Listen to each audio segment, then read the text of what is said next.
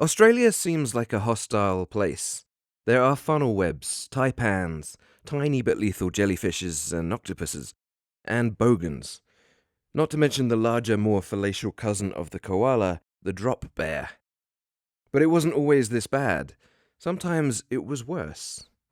In this video, we're going over a brief history of prehistoric Australia in 4 parts, and we'll be itemizing many of the reasons why you're better off there today than you would have been back then. And we'll finish up with probably the most frightening of all Australian monsters ever. First off, what is Australia, and how did it get there? National boundaries for Australia wouldn't be set until the 1st of January 1901. And since prehistory refers to the time before written records, and just in case this needs stating, we were very much writing things down by 1901, technically there is no such thing as prehistoric Australia. So the first reason you wouldn't survive in prehistoric Australia is an entirely pedantic one that deserves no more attention.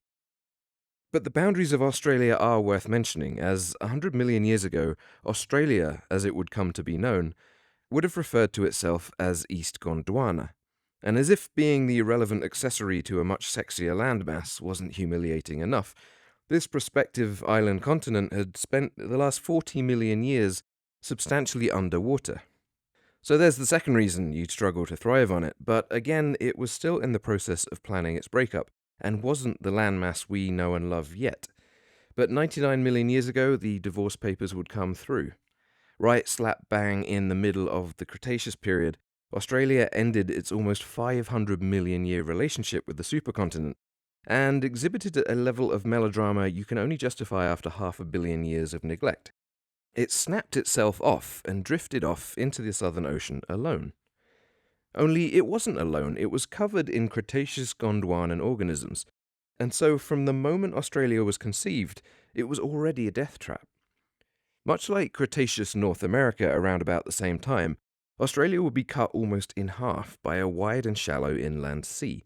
This was the Eromanga Sea, but unlike the Western Interior Seaway over in North America, this was not teeming with exciting life. It was cold, stagnant, and muddy with almost no oxygen. On separating from Gondwana, though, Australia's water cover gradually subsided, leaving vast networks of rivers and lakes, and feeding humid tropical vegetation.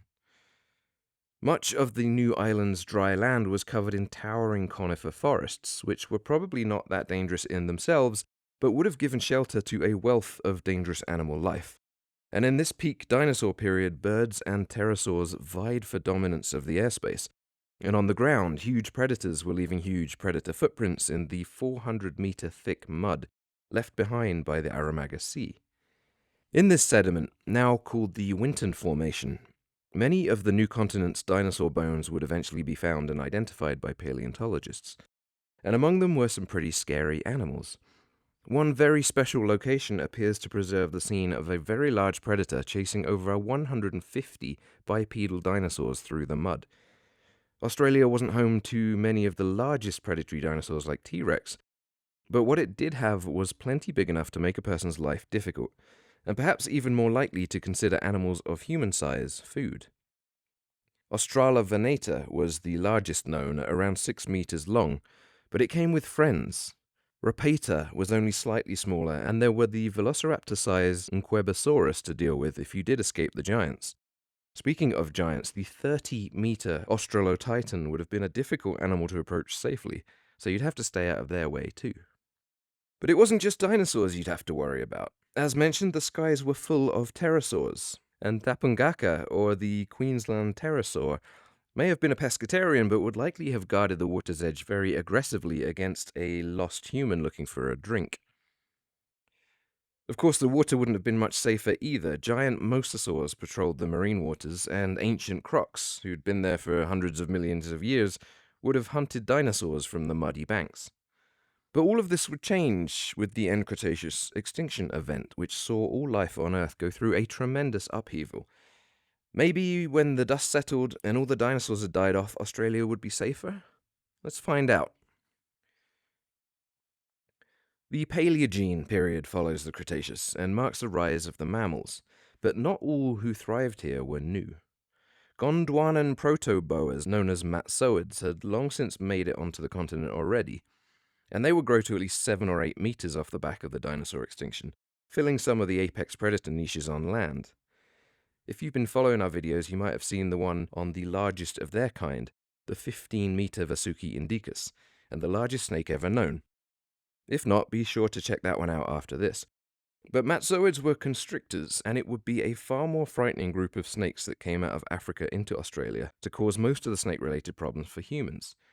These are the extremely venomous elapids, but records from this group are still slim from the Paleogene, so we can only assume they were making the most of the early rise of marsupials to find high-calorie food in almost every niche. The Paleogene saw the smaller Gondwana and mammalian stowaways radiate into other niches too, but perhaps the early beginnings or the lack of good fossilization environments of the time result in a very limited record of what was actually going on for mammals during this period. They weren't just animals to worry about in the Paleogene. Much of the eastern side of Australia was erupting with volcanism. Huge lava plains were forming that would be fed almost continuously until just a few thousand years ago. With no pterosaurs to compete with in the skies, birds would dominate in the air, and with no dinosaurs to eat them on the ground, many would come to land permanently, losing the ability to fly and occupying bipedal dinosaur niches of their own. By at least 55 million years ago, the Dromornidae family would be well established. For the time being, though, these were chicken-like animals, but we'll come back to them shortly. The largest predators of this period would likely have been crocodiles. But while today these are easily avoided by simply staying out of the pool, in Paleogene Australia there were fully terrestrial running species that would chase you down. Australian fossil records are very fragmented, especially this far back. They're also understudied and scarce in many branches of the animal kingdom, so it's hard to paint a full picture of the Paleogene. Ultimately, if you were going to pick a period to take your chances in, this might have been it, but that's purely based on the relative lack of fossils. And as we know, the absence of evidence is not the evidence of absence. And we also know that if the Paleogene wasn't Australia at its peak lethality, it was perhaps gearing up to be. Following the Paleogene, we move into the Neogene, and this is where a lot of the modern mammal lines cemented themselves into the ecosystem. But it's also a period where a lot of the extinct giants began to emerge. One such beast was Ambulator, the walker, a 2.5-ton herbivorous marsupial with specialized long-distance feet. This animal occupied Australia during its transition towards the widespread aridity that we're familiar with today. Food became scarcer and climates became even more hostile, and extremophiles started to take over. Another giant was the largest of the marsupials ever known, Diprotodon. This monster wombat was almost 2 meters tall and could have weighed over 3 tons. This giant would have been able to bite your hand clean off, but it was ultimately a herbivore. Its predators, on the other hand, weren't. Monster marsupials were threatened by the emergence of the saltwater crocs that still skulk about in Australia today, but there are some extinct groups of crocs during this time that would have made even the salties uncomfortable. Around the same size as the largest of the saltwater crocodiles were the largest of the Micosukins. Palurodex, in particular, would have reached at least 5 meters long, and would have dominated the swamps during the Pliocene and into the Pleistocene. This genus had a large and robust skull for large and robust prey, and would have made any proximity to fresh water a serious gamble. Back inland, those chicken-like ground birds that we mentioned earlier had really come into their own. The Dromornithidae family produced some of the largest specimens in the Neogene period, including the 3-meter-tall Dromornis stratoni, a 500-kilogram monstrosity, and one of the largest birds ever. Again, these were herbivores, but considering how dangerous an ostrich is, at a maximum of about 140 kilograms, it's safe to say that these weren't safe to be anywhere near. Many of these giants would roll over into the next period, the Quaternary, and this is where we start to see them come in contact with early human settlers.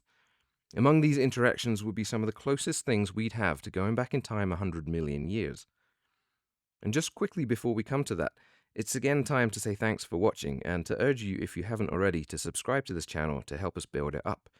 And of course, if you've enjoyed this video, please give it a like and share it with others who might feel the same.